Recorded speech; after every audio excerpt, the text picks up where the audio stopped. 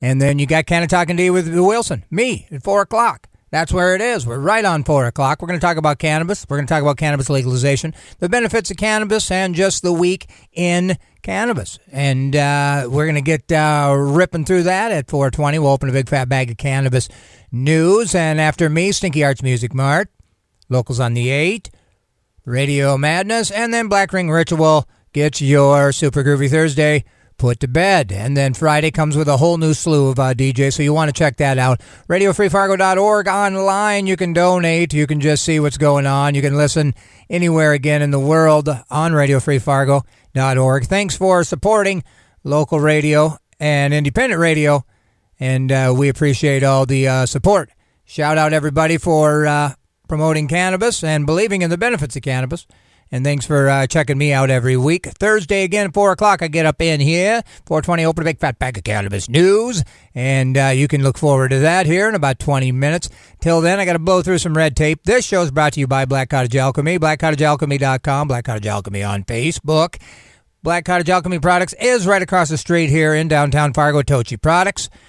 Scurry on in there. They got colloidal silver. Again, colloidal silver's got 1,600 mgs of CBD in it. Locally grown hemp in North Dakota. It's got a variety of other natural ingredients. I've went through many containers, and I know other people have. It just works for any sort of skin-related issues and all kinds of issues, and it's something you should always have. So thanks again for Black Cottage Alchemy Products for supporting Canna-Talk ND with Wilson. And again, thanks for joining me here. We're going to talk about cannabis in a positive light. It's always 420 degrees here in the studio, and I hope everybody else is dressed appropriately, because I know I am.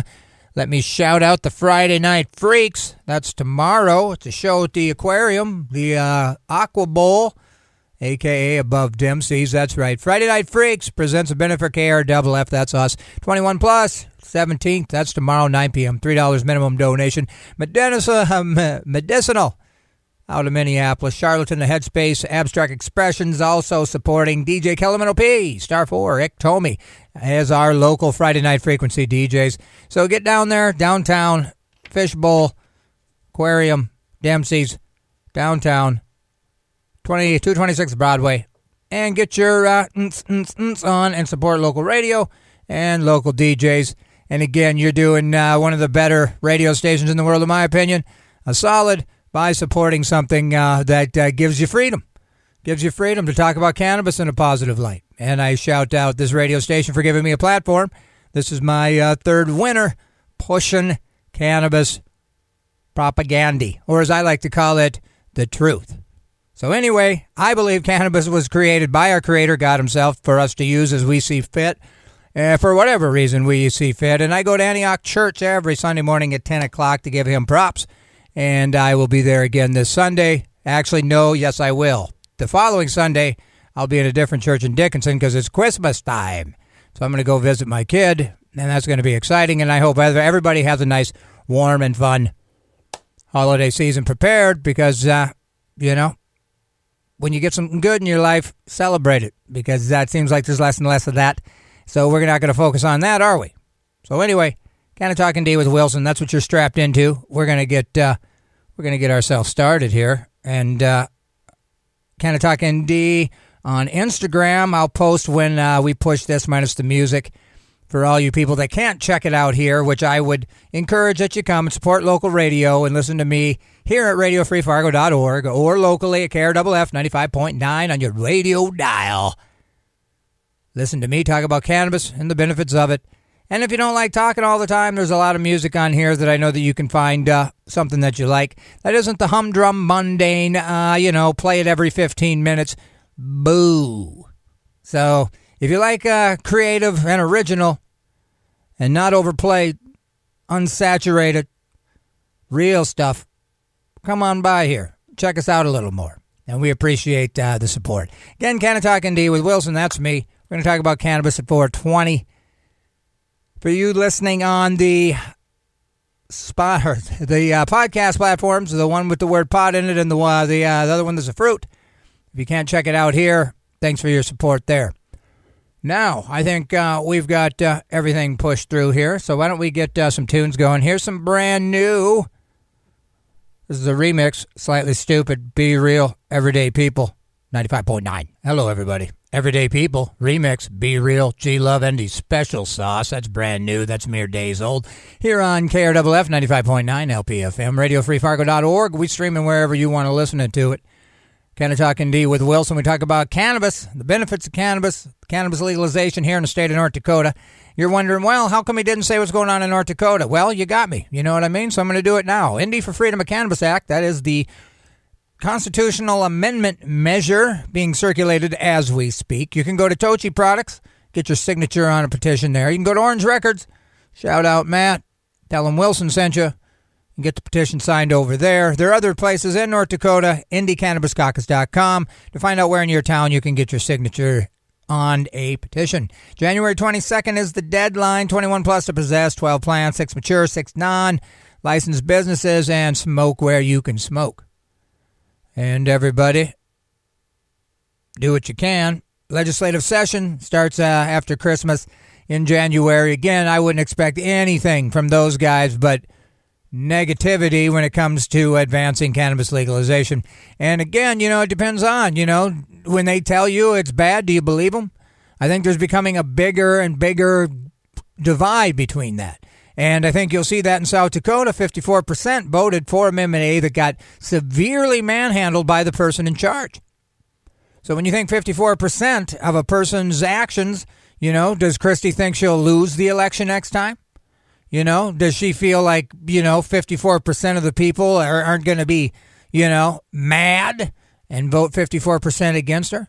Now, I would argue that not all 54% of those that voted for Amendment A don't want Kristi Noem to continue to be governor, and they all have their reasons for that. I would just hope that Republicans have figured it out here and they change their opinions on cannabis, because cannabis is, Republicans like it the money, and cannabis got a lot of money. So, and it makes people happy. People would be happy to see some form of cannabis being legalized. And all the states are attempting. Not one state is trying to get out of it. And every week I show you. Everybody has got, even Indiana. Even the state of Missouri. Again, South Dakota, who would have thought, that 54% of the people would have voted for a pretty broad cannabis legalization measure. Same thing with Montana. So you just got a lot of movement towards it. And we'll talk more at 4:20 when I open a big fat bag of cannabis news. Again, thanks for listening to Canna-Talk ND with Wilson on KRFF 95.9, RadioFreeFargo.org. It's streaming. Right before me was Side Stage with Trav 1 to 3. Right after me is Stinky Arts Music Mart, Locals on the 8, Radio Madness. And then bada bing, bada boom, Black Ring Ritual. So again, I hope you got your sweater on. Hope you got a couple scarves wrapped around that mug of yours. Half of you, it's probably best that it is covered up. You feel me? Just kidding. It's Christmas time. Everybody should be happy. So hug a stranger for Jesus, or for whoever you want to hug them for, or don't hug them and just buy them something. Stick it in their pocket when they ain't looking. They're like The Office. When they stick their hand in to get their gloves, it's $20. All right, I'm just riffing. But anyway, I wanted to mention again that Saturday at Antioch Church is our Christmas play at 6 o'clock. I'm going to be Jesus. So if you're thinking, well, what's some crazy cannabis advocate doing being Jesus? Well, I don't know. You have to come find out, and there'll be food afterwards. So that's my shameless plug. Indie for Freedom, a Cannabis Act petition, again, is being circulated. Orange Records, Tochi Products, here in the beautiful town of Fargo, where we are pulling ourselves out of a pretty cold snap that happened. And so we're going to move forward. I'm going to play some Christmas music because I like Christmas music. And I played all three of these last year, so I'm going to do it again. But first up, we got MF Doom, Cookin' Soul. We got a sandwich with the Dan Band, Ho Ho Ho, and that's about who you would think it'd be.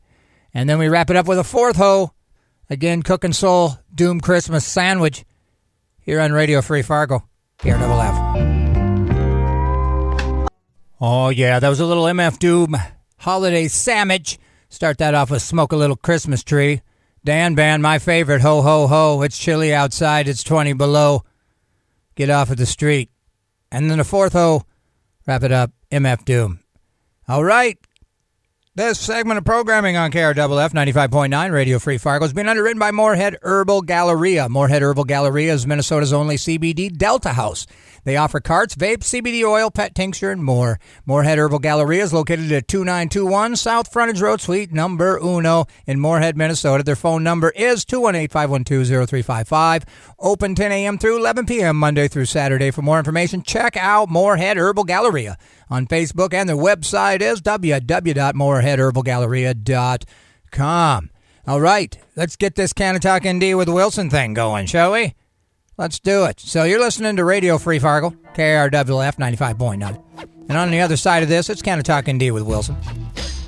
So come on through. I'll see you in about 2 to 13 seconds. You guess how many. Yo, it's Wilson from Canna-Talk ND. You know, the super awesome show you're getting ready to listen to. I think you should go and subscribe to the YouTube channel. I'll wait. Okay, enjoy the show.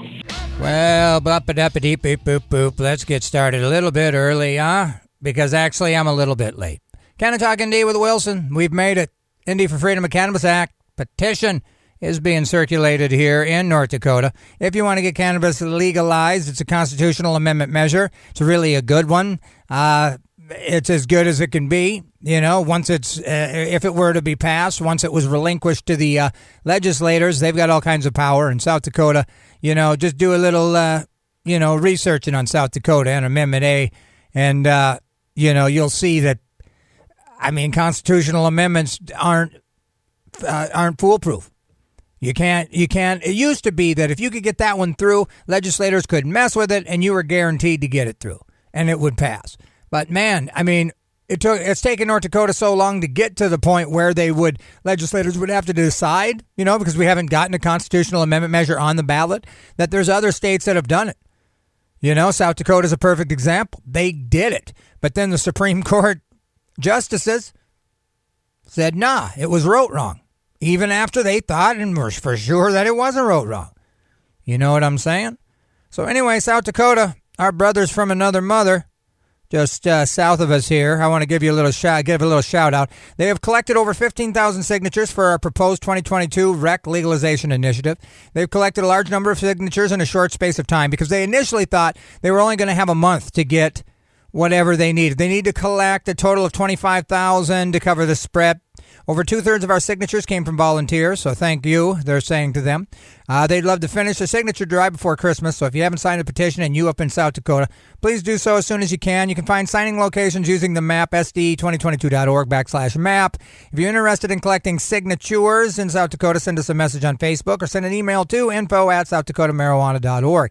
In light of the extremely flawed Amendment A ruling, they hope that the South Dakota legislature will enact a cannabis legalization law in the upcoming session. But it's not going to be good. It's not going to have home grow. It's just going to be dumb.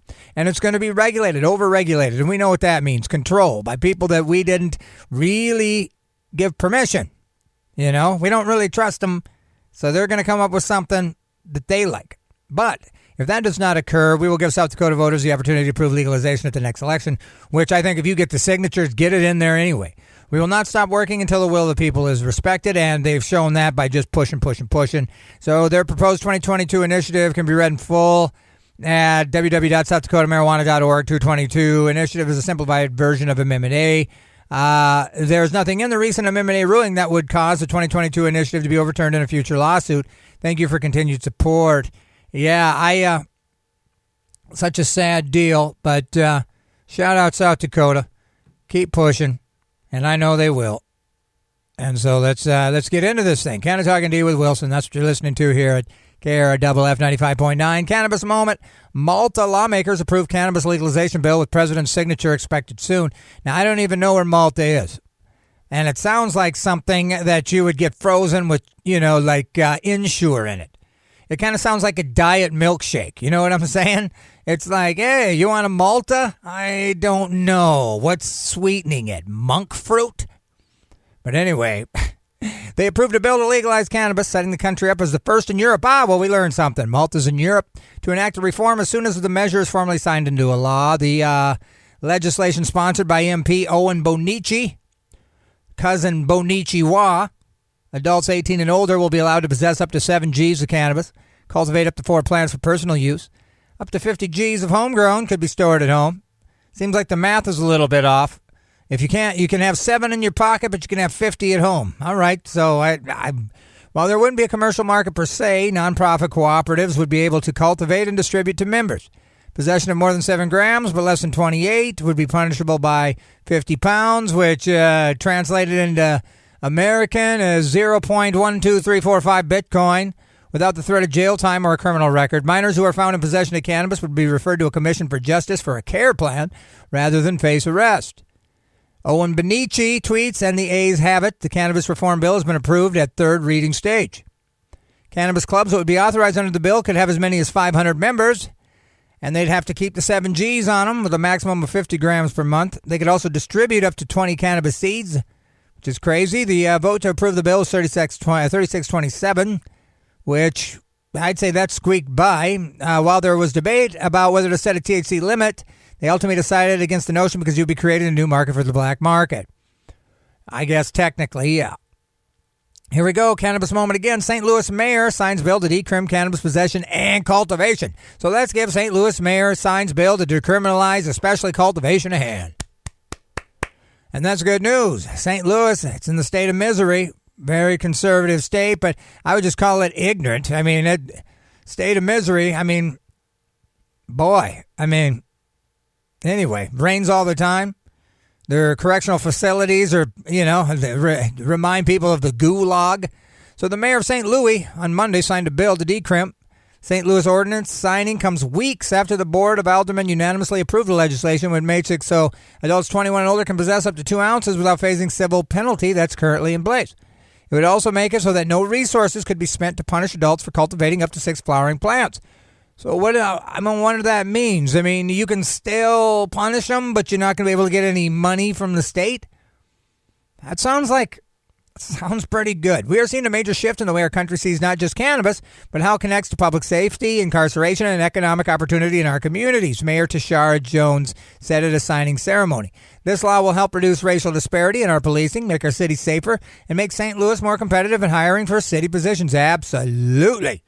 Oh, boy. Here we go. The newly enacted policy will further permit city employees who are medical cannabis patients to present their state-issued ID cards to avoid adverse employer actions based on a positive drug test for cannabis. Man, I've always liked St. Louis, but old St. Louis is getting a little bit groovier. Police will also be prevented from using the smell, that's right, or visual presence of cannabis smoke. Wow. So you can have smoke coming out the ashtray, and he still can't search. Because I can visually see that you didn't put your Blizzant out there, Roger. Now, I can visually see it. I mean, I can't see from where it's coming. I can't see your blunt. But I can smell it, and I can see the smoke coming out of your pant leg where you stuck it under your crotch there, sir. But I'm going to go ahead and let you go. I'm not going to be able to reimburse you for your ruined pants. And it looks like maybe your Naugahyde seat got a little Bernie hole in it. But that's on you. Things are cool now here in St. Louis. Stop overreacting, and you have yourself a good day, sir. Alderman Brett Narian, sponsor of the legislation, said that it's rare that we see so many people from so many different backgrounds unite around a single cause, and that's the truth, which is exactly what we have done here. This law represents the clear will of the people of St. Louis. I mean, these guys seem like they know what they're talking about. It will allow for our law enforcement officials to use the resources on the most pressing issues in our region. Like, if you ask me, like maybe shoplifters, Maybe you should stop busting the reefers and start busting the thievers, and that's just me. I mean, if there's 60 people up in Nordstrom's taking pants and you'd rather take a right and bust 2 dudes rolling a spliffy next to Dunkin' Donuts, I mean, I believe that's what they're referring to when it comes to more pressing issues in the region. But anyway, Mayor Tishaura Jones, which has got kind of a nice ring to it, throwing people in jail for low-level cannabis offenses does not make our city safer, and boy, is she smart. She's proud to sign the BB 132 to repeal outdated cannabis laws, make our city more competitive in hiring, and help eliminate racial disparities. Well, sounds like she's got her finger on the pulse, and maybe I'll move to St. Louis tomorrow as soon as somebody gives me the reason. And right now, I kind of like Fargo. So I'm going to stay here, but boy, St. Louis, Looking good. Supporters say that the legislation is meant to build upon the city's earlier 2018 reform move when lawmakers made it so the penalty of possession would be a $25 fine. The new law repeals local statute allowing for a penalty altogether. Activities that will remain criminalized include providing cannabis to underage people, sure, possessing excess cannabis, okay, and selling cannabis at a property that prohibits it, like Burger King. And so, you shouldn't be in Burger King either. That stuff's horrible. Cannabis Moment also has some good news here. Youth cannabis use decreased significantly in 2021 despite state reform, federally funded survey finds. Youth cannabis use decreased significantly, as did teen consumption of illicit substances overall. The Monitoring the Future survey, which has been tracking this behavior since 1975, revealed a large drop in past year cannabis use among 8th, 10th, and 12th graders this year. Here's how past year cannabis use changed for each category. 8th graders, 7.1% reported using cannabis in the past year in 2021 compared to 11%. 10th graders, 17% reported using the cannabis in the past year compared to 28%. Holler at your boy. 12th graders, them are the ones about ready to be adults. 30% reported using cannabis in the past year compared to 35%. Lifetime 30-day and daily cannabis use among adolescents similarly dropped this year. The use of alcohol, nicotine, and all other illicit drugs also decreased significantly. So, the drop in the past year cannabis use is notably steeper compared to consumption of all the other illicit drugs. We have never seen such dramatic decreases in drug use among teens in just a one-year period, said NID Director Nora Valco. The data is unprecedented and highlights one expected potential consequence of the COVID-19 pandemic, which caused seismic shifts in the day-to-day lives of adolescents. Moving forward, it will be crucial to identify the pivotal elements of this past year that contributed to decreased drug use, whether related to availability, family involvement, The 2020 MTBS survey also found that cannabis consumption amongst adults did not significantly change. And there was a funded study by the National Survey on Drug Use and Health showing that youth cannabis use was dropped in 2020. So I'm not going to bore you with all those details, but basically, everybody who says, if you legalize cannabis, the youngsters are going to get a hold of it, just doesn't know youngsters, I would say. And again, cannabis is good, yo. All right, so let's talk about this. This is from MaryJane.com. Visa passive-aggressively calls out cannabis industry for using cashless ATMs. Now, I'm not sure if you understand what this is, and I'm not so sure I do, so we're going to work through this. But basically, if you're in, say, Colorado or a legal state, and you don't have any cash on you, you will have to leave, go somewhere, get cash, come back. Now, some places, and it's been like a couple of years or a year or so since I've been, but there's a lot of times maybe an ATM in the lobby, but not always. So this was kind of basically like in New York, when you buy like a sticker for like $70, you get like a sticker, but then you get a quarter bag in your bag.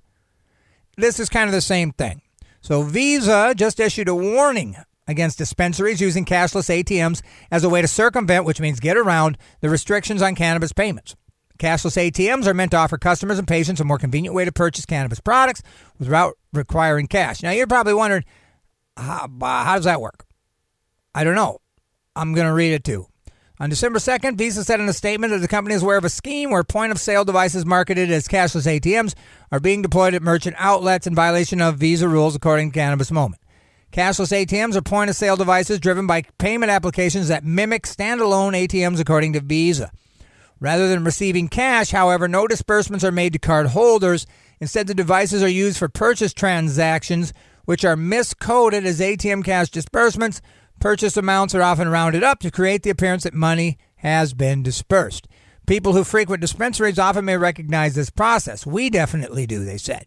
But for those who don't, the cashless ATM process usually goes down like this. Okay, well, let's check it out, should we?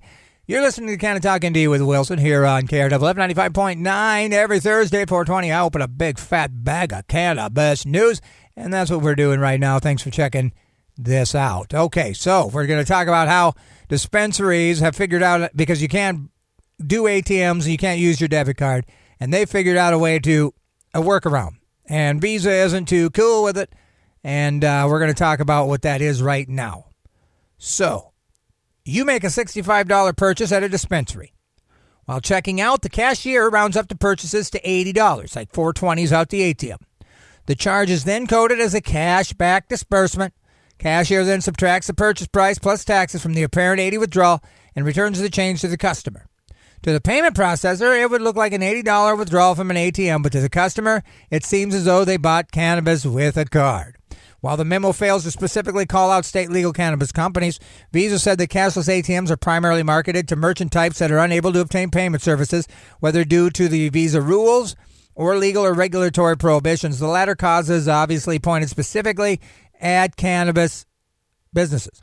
Visa's warning feels like a particular slap in the face, considering the U.S. Senate recently removed banking from the defense bill, which would have allowed banks to legally work with cannabis businesses and given retailers the opportunity to legally accept credit and debit. That's why many cannabis business owners see the use of cashless ATM as a convenience for customers and a smart business decision and safety. It allows customers to swipe plastic like they would at any other retailer. As of now, federal cannabis prohibition remains steadfast, so the cannabis industry continues to be a cash-only business. And again, what keeps me up at night, says this guy, is that when not if one or more eager U.S. attorneys with their eye on advancement sinks their teeth into this, it has a catastrophic potential to derail our industry's momentum.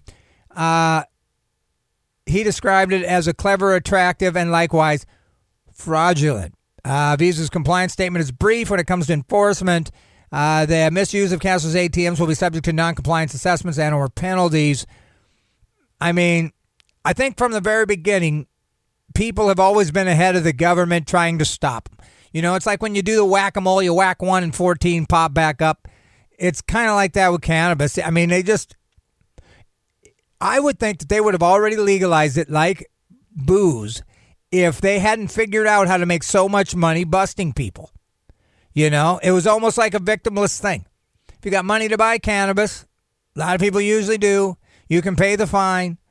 We'll fine you. We'll use it for our own benefit, and we'll basically fund the police department with the low-hanging fruit.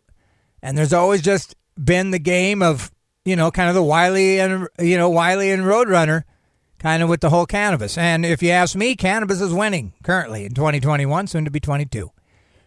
So anyway, shout out to crafty people, and let's keep moving. So this is also from, what is this from? This is from MaryJane.com as well. Supply chain shortages are about to hit the cannabis industry, and I know you're probably wondering, well, why would that matter? I mean, we grow in the states that it's legal, and we'll talk about it. The supply chain shortages that have crippled the global manufacturing electronics industry will soon be coming to a legal cannabis store near you. Over the past year, major U.S.-China war, shipping disasters, blah, blah, blah, blah, production of semiconductor chips, So in an interesting twist, the federal prohibition of cannabis is actually shielded, which is really cool. And I think that's why I think states should become more sovereign, like they used to be. Let them dictate it, not the federal government. The federal government is boo. So here's what happened. Since there's no federal legalization, it's only state legal cannabis businesses. It's shielded them from suffering supply chain issues. Since federal law prevents cannabis companies from importing cannabis-related items from overseas, cannabis companies are largely forced to produce and package their own cannabis products on site, which we should be doing for everything. That was the mistake we made. We stopped being independent. But cannabis is. And that's why I think people hate it. The pharmaceutical companies don't like it. They can't farm out. It's all done locally, in-house. Everything is done here. And that's beautiful. So despite these restrictions, legal cannabis businesses still rely on a variety of China-made materials. And you can guess what? Lights for grow houses, batteries, power management chips for vaperoonies, and custom packaging for products. And these are exactly the kind of items that are becoming harder and harder to source. So just think about that. I mean, your vapes, man, I bet are going to start getting really expensive. Batteries, start taking care of your batteries. Maybe start buying some batteries. Maybe you should start bulking up. Maybe there's like a Potco somewhere. Legal vape manufacturers have been hit especially hard, given that nearly every part of a cannabis vape, other than the filled card, is usually made in China. On top of all these other issues, rolling power outages in China force many factories to close. And next February 1st, Chinese factories will shut their doors to celebrate the new year and give workers a much-needed vacation. These holidays are expected to delay production of semiconductor chips. So they are now having issues sourcing 6 of the 13 components used in their vape hardware. This issue will go on at least till the end of May. It's not just the vape devices, the raw materials for the equipment that fills them with cannabis, the LEDs, all of it comes from China. So, Forefront Ventures, a cannabis company operating in 5 adult-use states, said they are now experiencing serious shipping delays for China-made products like vape carts and specialty packaging. Wholesale legal cannabis prices have actually dropped considerably this year, but these global shortages will likely prevent weed shoppers from saving any money. The average spot price for U.S. legal cannabis fell to $1,290 a pound last week, a 19.1% year-over-year decline. But while the overall price of legal cannabis products should be dropping, these supply chain issues are driving them back up. Obviously, electronic devices like vapes will be hit the hardest, but even raw flower prices could rise due to increased costs of packaging, grow lights, and other essentials. Cannabis products should be getting cheaper for the consumer, but they're not. And so we're going to talk about this next thing, Cannabis Now, the Oklahoma connection. Where does America's, and this kind of ties in, where does America's illegal cannabis come from? For years, it was a West Coast Mexi thing. Drug agents now claim underground cannabis production has shifted to the Great Plains, which I, for some reason, thought the Great Plains was North Dakota, but apparently it's Oklahoma. Feel me?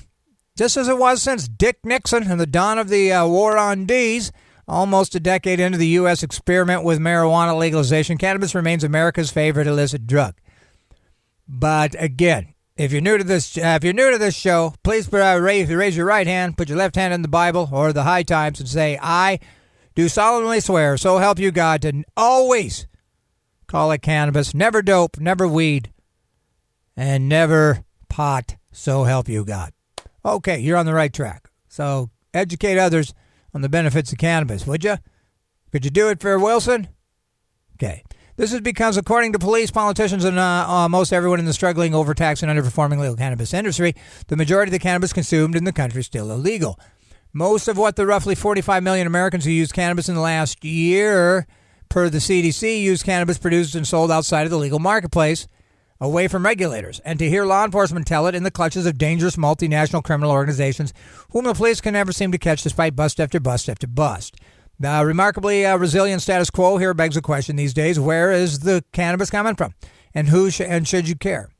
Mistrust the police for some cannabis legalization at the end of underground cannabis trade, although in fairness, legalization advocates rarely, if ever, said this. What they said was that legalization would create a competing regulated market. This was ambitious but unrealistic overpromise. Halting alcohol prohibition didn't end the mob any more than it discouraged bootleggers. Due to a combination of overtaxation and overregulation, bootleg cannabis is often simply cheaper and easier to access. Though some $17.5 billion worth of legal cannabis was sold in 2020, the illicit market is anywhere from 3 to 8 times larger. So let's just times 8 by 18. That's what? 96 billion. I mean, think of it.